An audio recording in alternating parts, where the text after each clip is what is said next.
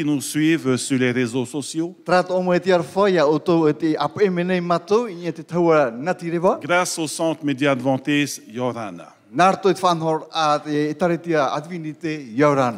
Vous savez, nous sommes très ravis de savoir que vous êtes nombreux. Nombreux de là où vous êtes à nous suivre. Si toutefois vous avez des questions à poser, n'hésitez surtout pas. Ça va, nous sommes ensemble.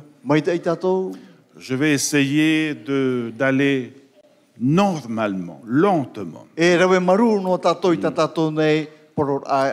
vous avez des questions à poser, vous voulez me voir, je serai disponible juste après, il n'y a pas de souci.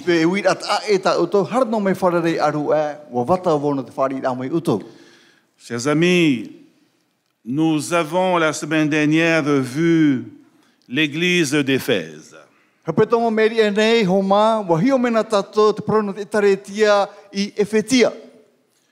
L'église d'Éphèse qui a existé au temps de Jean.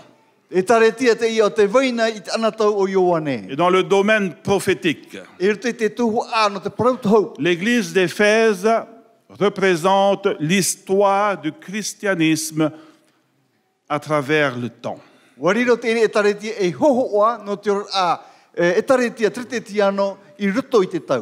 De l'an 31 à l'an 100. Ensuite, nous avons vu l'église de Smyrne. À partir de l'an 100 à l'an 313. Et jeudi soir, nous avons vu l'église de Pergame, qui représente l'église, le christianisme à partir de l'an 313 à l'an 538.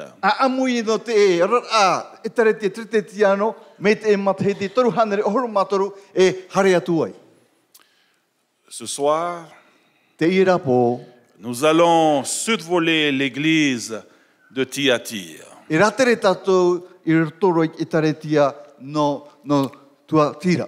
Ça va?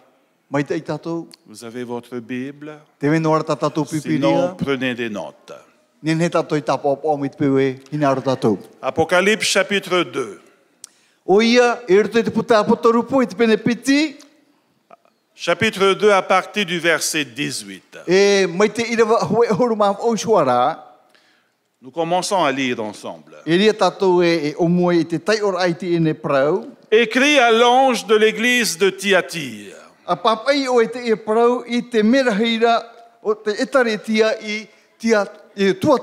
Voici ce que dit le Fils de Dieu. Celui qui a les yeux comme une flamme de feu. Et dont les pieds sont semblables à de l'airain ardent.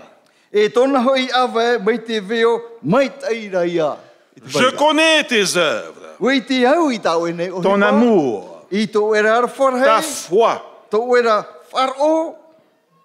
ton fidèle service, ta constance et tes dernières œuvres plus nombreuses que les premières. Mais ce que j'ai contre toi, c'est que tu laisses la femme Jézabel,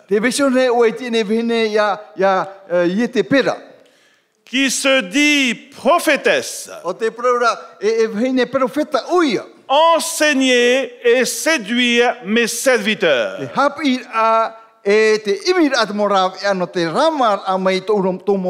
pour qu'ils se livrent à l'impudicité et qu'ils mangent des viandes sacrifiées aux idoles. Nous allons nous arrêter là un moment. Vous remarquerez, frères et sœurs, que le message adressé à Thyatire est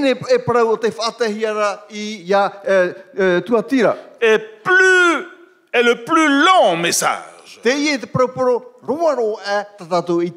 adressé à la ville la moins importante. Ça va, nous sommes ensemble? C'était une petite ville à l'intérieur des terres, sur la grande route circulaire qui reliait les 7 villes destinataires des messages.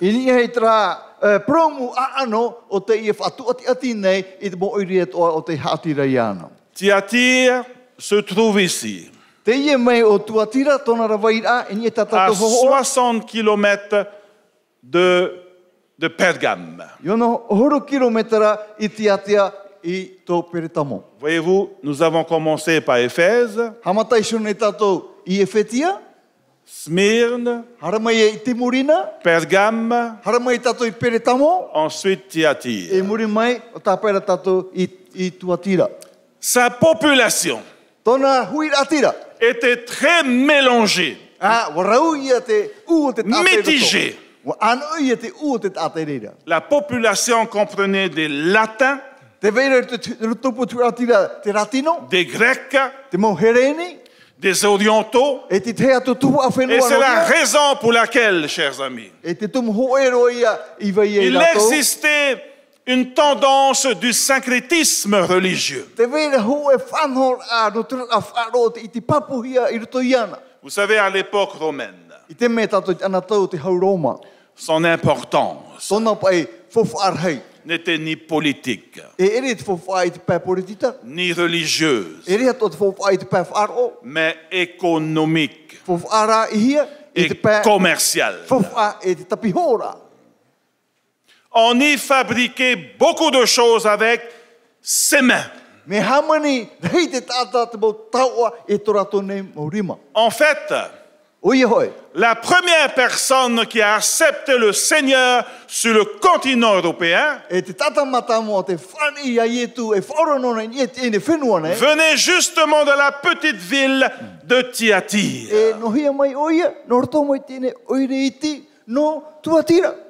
Il y a de la place. Venez.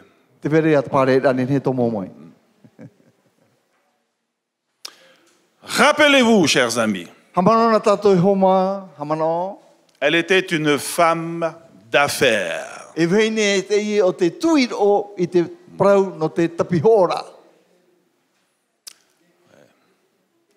y a de la place ici chez moi. Ça ne me dérange pas du tout.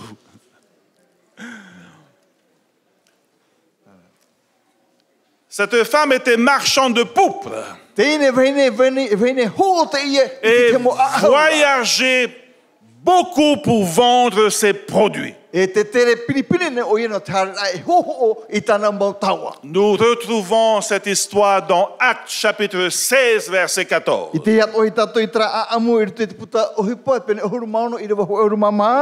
Vous avez votre Bible? Actes chapitre 16, verset 14, si vous nous suivez sur Internet. Nous lisons ensemble. L'une d'elles, nommée Lydie, marchande de pourpre de la ville de Thyatire, était une femme craignant Dieu. Et elle écoutait. Le Seigneur lui ouvrit le cœur pour qu'elle fût attentive à ce que disait Paul. Oui, Thyatire était une ville très prospère, surtout dans le commerce. Le commerce de la pourpre, qui était florissant à l'époque. Par contre, pour avoir l'autorisation, écoutez-moi bien, pour avoir l'autorisation d'exploiter une entreprise ou pour avoir un emploi dans l'Empire romain, les habitants de Thyatire devaient appartenir à des guildes commerciales, des associations qui avaient des règles, des coutumes très strictes, des règles générales qui allaient souvent à l'encontre de la parole de Dieu. Vous savez, ces guildes, ces associations, les membres de ces associations devaient prendre part au festival de guildes.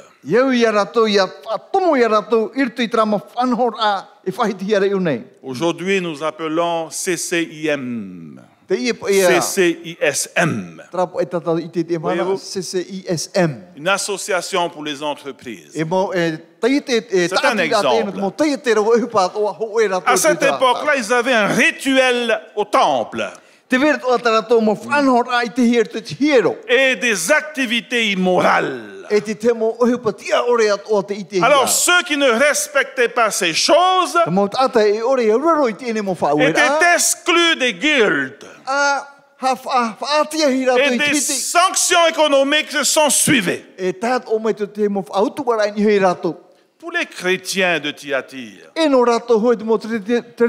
cela supposait à faire un choix. Le choix entre le compromis ou l'exclusion totale à cause de l'évangile.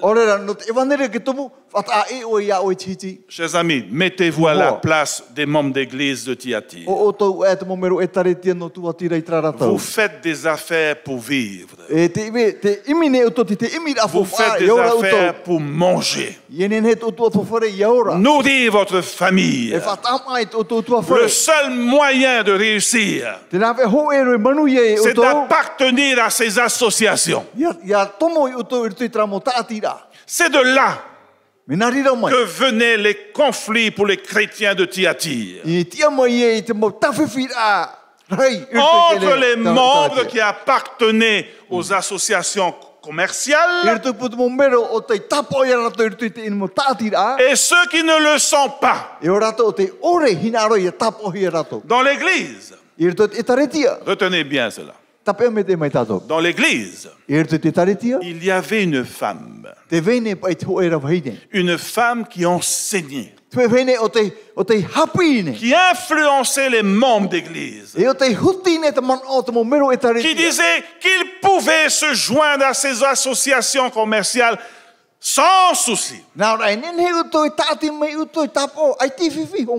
pouvaient fort et bien se livrer à l'impudicité et qu'ils pouvaient manger des viandes sacrifiées aux idoles. No problème.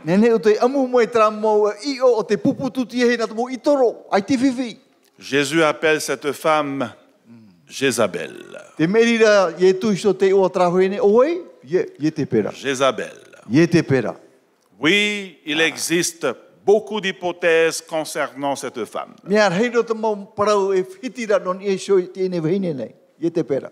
Tout ce que nous savons, c'est qu'elle est dans l'église et qu'elle y répond des faux enseignements. Vous savez, le pseudonyme qui lui est donné nous renvoie à la femme d'Akab. Vous connaissez cette histoire? Dans l'Ancien Testament, cette femme, la femme d'Akab, dont le péché fut d'introduire en Israël le culte des divinités païenne. Nous connaissons cette histoire, chers amis. La Jézabel de Thyatire corrompait donc la foi des chrétiens en y mêlant des éléments païens. Nous avons déjà dit au début que le syncrétisme était à l'ordre du jour dans la ville de Thyatire. Et cette femme Jézabel introduisit dans l'Église une sorte de syncrétisme pagano-chrétien. On mélangeait l'allégeance au Christ avec la participation aux cérémonies païennes. Solution séduisante, n'est-ce pas? Surtout pour les membres d'église de Thyatire qui faisaient du commerce, qui étaient tiraillés entre Christ et les intérêts économiques et professionnels.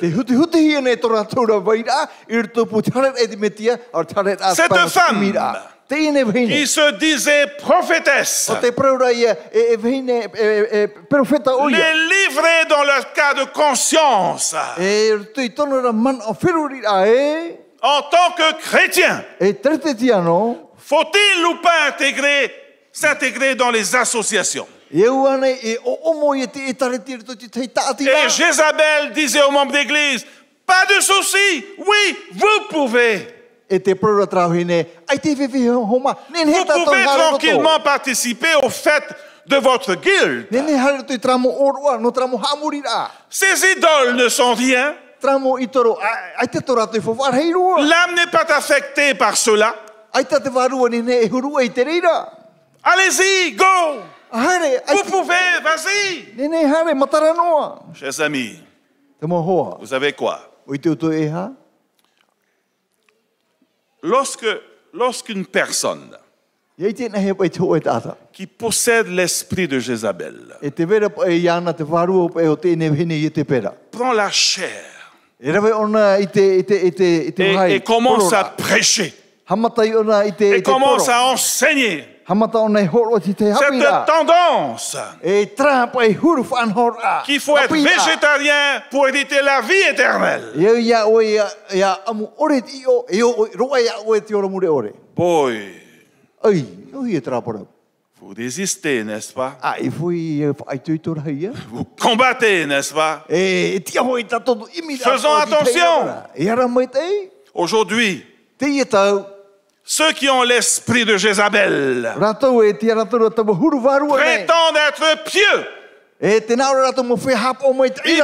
être appelés au ministère prophétique. Faites attention, frères et sœurs. L'esprit de Jézabel domine parfois nos réflexions, dans nos débats, et parfois dans l'école du sabbat, et parfois dans les prédications. C'était le même enseignement que celui des Nicolaïtes à Éphèse et même à Pergame. Dans le domaine de la connaissance, Jézabel leur proposait d'explorer les profondeurs de Dieu, qui sont en fait les profondeurs du diable. À Thyatire, vous savez quoi? À Thyatire, la menace ne venait pas de l'extérieur, de la persécution, de culte païen ou impérial. La menace venait de l'intérieur de l'Église, de ceux qui, dans l'Église, proposaient de prendre un vis-à-vis du monde. Voilà, chers amis, la plus dangereuse de toutes les attitudes. C'est-à-dire explorer les profondeurs de l'ennemi. Voilà toute la différence entre l'église de Thyatire et les autres églises. Éphèse, Smyrne, Pergame. Dans le domaine de l'application prophétique, voyez-vous, la situation de l'église de Thyatire, autant de gens en Asie mineure, qui est aujourd'hui la Turquie, eh bien, cette église ressemble à la situation de l'église chrétienne du Moyen-Âge. De l'an 538 à l'an 1517. Cette période, on appelle le Moyen-Âge. En anglais, on dit the Dark Ages. Les siècles obscurs, sombres, où le peuple a traversé des moments difficiles. Aujourd'hui, quelle leçon pouvons-nous en tirer de cela?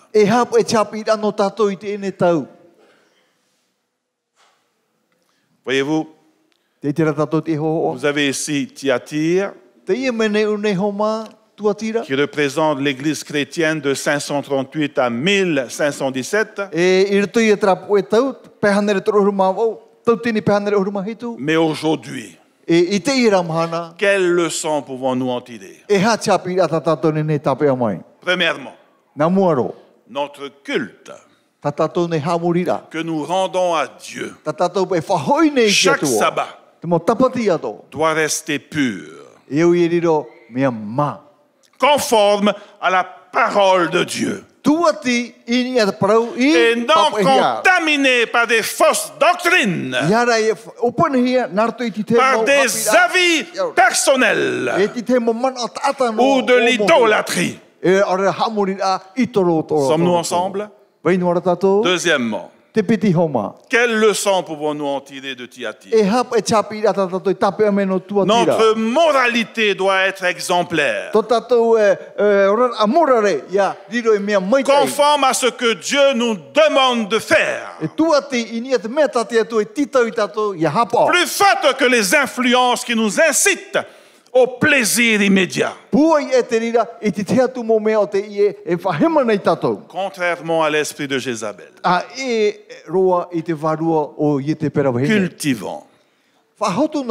Cultivons l'humilité. Cultivons la douceur, sans chercher à imposer notre façon de voir les choses, de comprendre certaines vérités, sans imposer les autres à faire à tout prix ce que nous faisons. Enfin, chers amis, contrairement à Akab, qui se laissait influencer par Jézabel, résistons.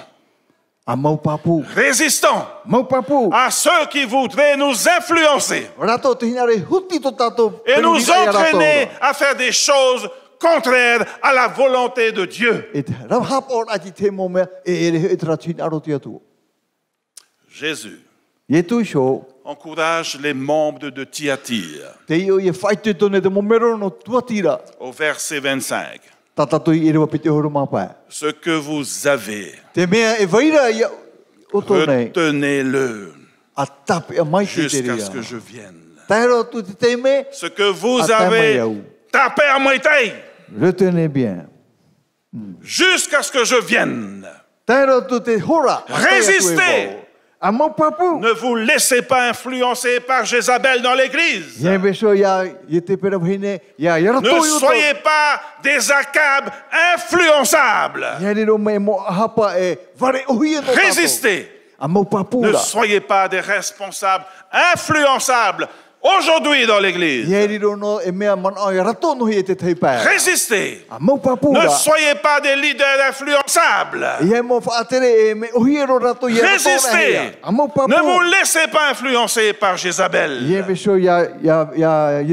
Résistez. Je m'adresse aujourd'hui au roi d'Israël d'aujourd'hui.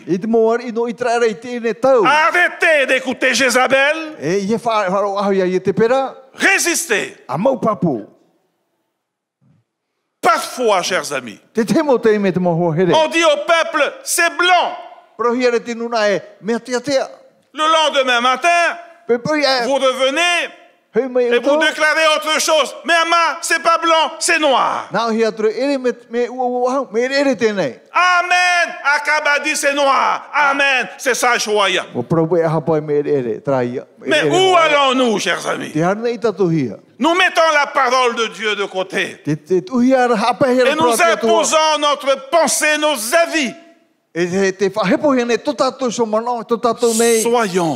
Soyons comme des Béréens. Retournons à la parole de Dieu. Voyez-vous, la situation de l'église de Pergame au temps de Jean était la même situation au Moyen-Âge. Et aujourd'hui encore, le verset suivant nous dit ceci. Le verset 26. Apocalypse chapitre 2, verset 26. À celui qui vaincra et qui gardera jusqu'à la fin mes œuvres, je donnerai autorité sur les nations. Le verset 28 et 29. Et je lui donnerai l'étoile du matin. Amen. Que celui qui a des oreilles entende. Entende ce que l'Esprit dit aux églises.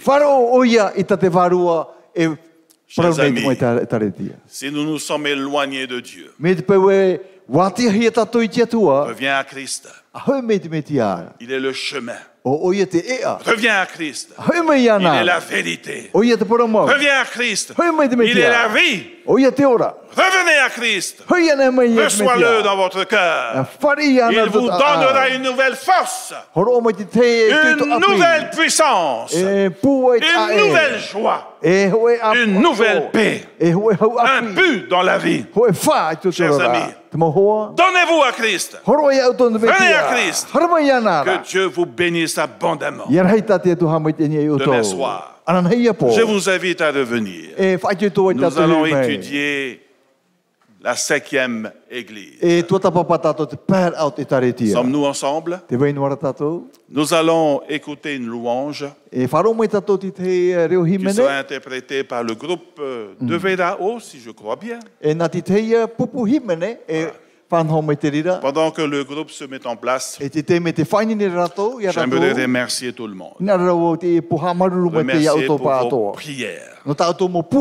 Remercier pour votre présence lors de la veillée de ma mère. Ça fait chaud au cœur de vous voir, de voir des personnes qui vous soutiennent.